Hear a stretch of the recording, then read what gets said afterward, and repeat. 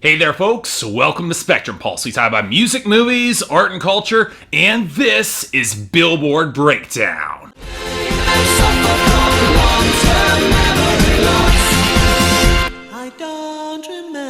So I think last week was a bit of an anomaly when it comes to the summer slowdown, a glut of new tracks and very minimal changes within the Hot 100 itself. This week made a little bit more sense, a whole slew of shuffling and not that many new arrivals, practically barely any new arrivals, which reflects the pretty sparse release schedule in terms of albums right now, especially when it comes to mainstream releases. Of course, all that doesn't excuse the top 10 being as static as it is. Once again, Cheerleader by Omi holds on to the number one spot thanks to topping sales, strong streaming, still gaining in airplay, and even picking up a boost on YouTube. And somehow, it was enough to hold back Can't Feel My Face by The Weeknd to number 2. Even despite the latter song ruling streaming, extremely strong sales, and actually being ahead in airplay despite some slowing gains. I suspect in this case it's a factor of The Weeknd's video not making quite a big enough splash take the top spot, which is kind of a good thing considering how much it blatantly rips off Michael Jackson's worst incident. It didn't hold back Watch Me by Silento though, which somehow picked up more YouTube, held steady in streaming, and had good sales. Again, it's only not picking up speed on radio, and thank God for that. The song that's slipping on radio is Bad Blood by Taylor Swift and Kendrick Lamar, going to number 4, because despite having the peak only where it is thanks to stable YouTube and decent enough sales. If airplay slips anytime soon, it's gonna be gone. Similar case with See You Again by Wiz Khalifa and Charlie Puth at number 5. Rules on YouTube and decent streaming, but even as airplay falls and sales, they're pretty much not worth mentioning at this point. Now the first noticeable shift in the top 10 comes at Lean On by Major Lazer, DJ Snake, and Mia rising up to number 6, thanks to a big surge in airplay balancing its good streaming, great YouTube, and decent enough sales. It was enough to push Trap Queen by Fetty Wap out back a little bit to number 7, but that probably would have happened anyway thanks to losses in streaming and weak sales, which is really everything that's propping it up at this point. It'll probably be placed by Fetty Wap's My Way by featuring Monty at number 8 soon, as it picks up airplay to match a solid streaming debut and some huge sales, but that'll take some time to really gain some groundswell. It's interesting how it managed to pass Fight Song by Rachel Platt and forcing it back to number 9, even despite better sales there and some growing airplay, but its weakness in streaming and its insufferable blandness of a song is holding it back. Finally, we've got Shut Up and Dance by Walk the Moon, holds on barely in the top 10 to number 10, which is slowly losing airplay. Didn't have bad sales, but losses in streaming guarantee that it'll be out of the top 10 very soon. And speaking of our losers, let's talk about our dropouts. Not that many this week, as Baby Be My Love Song by Easton Corbin and Sippin' on Fire by Florida Georgia Line complete their chart runs naturally, and Tear in My Heart by 21 Pilots unfortunately exits way too early. And that's indicative also of our considerable list of losers this week, with Yoga by Janelle Monáe and Jidena slipping down to 97, and Fun by Pitbull and Chris Brown dropping to 57 as their momentum seems to be evaporating rather early. Similar cases with a couple of our country losers like Tonight Looks Good on You by Jason Aldean sliding down to 59, and Crushing It by Brad Paisley falling to 86. The latter I thought it might stick around a little bit longer, but considering how ridiculously corny it is, to say nothing of the atrocious video, I'm not all that surprised. And that's mostly our case with the rest of our losers too.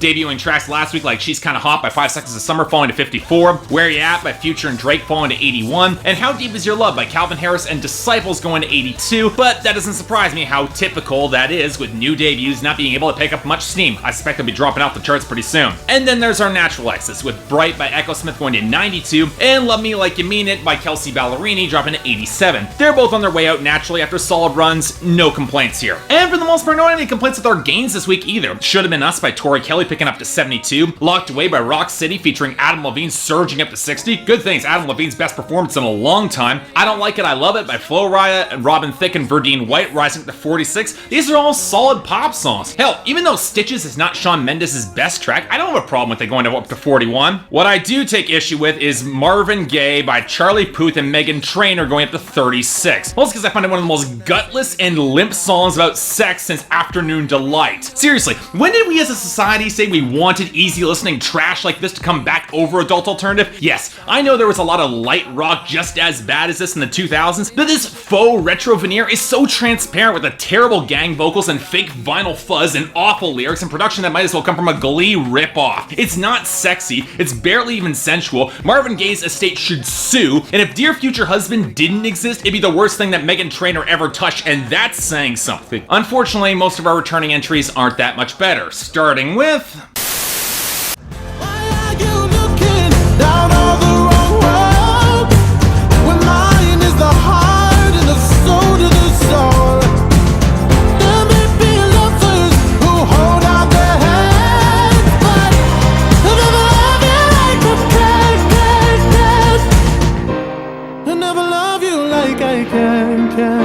Okay, if I'm being honest, this song's actually grown on me a fair bit, and I mean a lot. I still find Sam Smith a not particularly interesting or soulful vocalist when we have George Ezra or Hozier or James Bay. And then taking a look into the more acoustic-leaning acts in the old country scene, Jason Isbell just blows him out of the water. But Like I Can at least is trying to bring a little bit more passion. And Like I Can at least tries to have some more groove and dramatic swell, a little bit more energy with the groove and the organ, trying to lend this song some actual soul behind it. Most of which is completely squandered by his edgeless production and lyrics that definitely step into the petulant side, but this is easily Sam Smith at his most likable. If this becomes a hit, I think I'd actually be okay with that. It's a good song.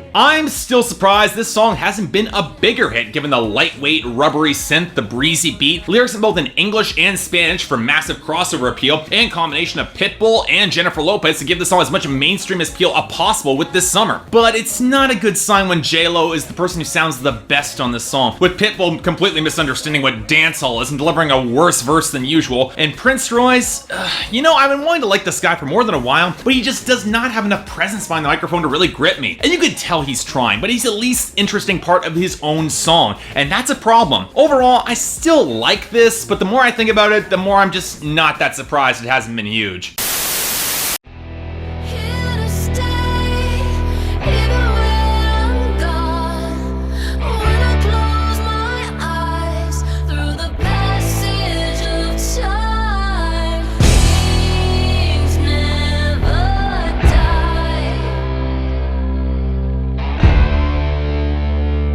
Oh god, I keep trying to like this song a lot more than I do. The guitars do have some swell, and Eminem is still a rapper that draws my attention with every word, but everything he says feels like a leftover from the least memorable parts of Recovery, where I can just put on Cinderella Man, which even did the boxing metaphor thing so much better than this Southpaw soundtrack hit. It doesn't help matters that every single one of the musical elements trying to complement the smolder, the guitar stings, the chintzy horns and the strings, any of the synths, the hollow claps, all of Eminem singing, all the percussion, it does nothing to give this song any real punch. Sorry, I don't like this. And even if I did, I've heard you do this better. At least when B. Dolan and Doomtree and Sage Francis and LP, they get on more aggressive, nasty, more industrial production. They've got more interesting bars than this that doesn't feel this recycled. At this point, I'd take any of them on the radio over this any day.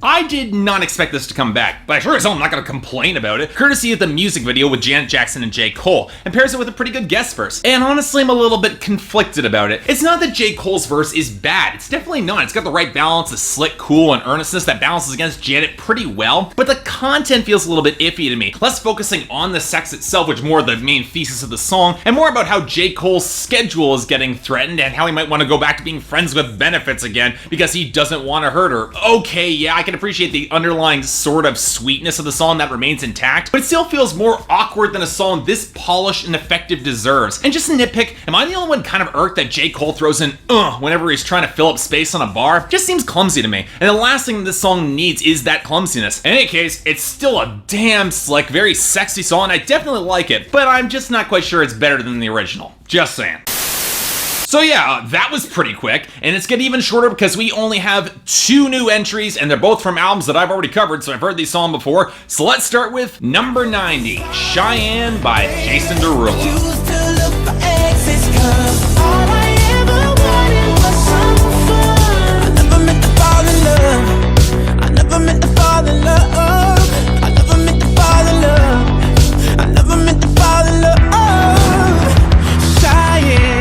Really? Really, dude, you couldn't have released Try Me with J-Lo, or even Painkiller with Meghan Trainor to at least give me something which I can compliment her? But to be fair, this is definitely a solid second choice as a new single from Everything Is For, and provided you can get over Jason Derulo's shrill attempt at crooning over the course of his voice painfully breaking at the edges, there's a lot to really like about the song's tightness and its edge, with a great bass line with enough guitar sizzle, an icy synth line, and some very well chosen wet sounding effects to make the song a pretty potent pop track stepping in Michael Jackson's footsteps, but doing it surprisingly well. Like it more than Can't Feel My Face. Hell, I even like some of the lyrics here, focusing on a hookup that now has consumed Jason Derulo's attention. Although the usage of the name Cheyenne means my mind immediately goes to the character from Reba, which is just kind of hilarious picturing that pair up for me. But overall, definitely not complaining about this. It's a good song. Hell, give it to somebody else besides Jason Derulo, like Usher or Miguel or even Justin Timberlake. It could have been a great one, just saying. And finally, number 78, Fire and Gold by B. Miller.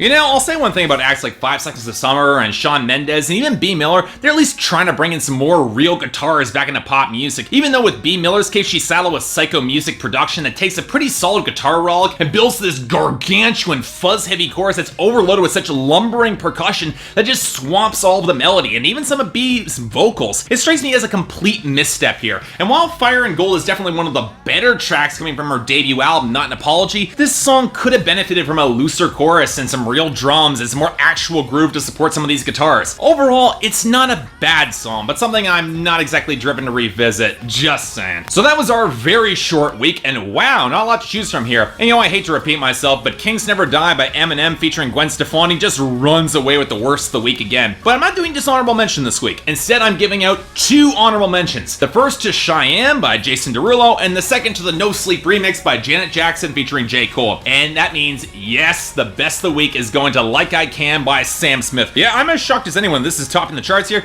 but this song really grew on me. It happens. Let's hope we get more like this next week, but until then, I'm Mark, you're watching Billboard Breakdown on Spectrum Pulse, and I'll see you next time.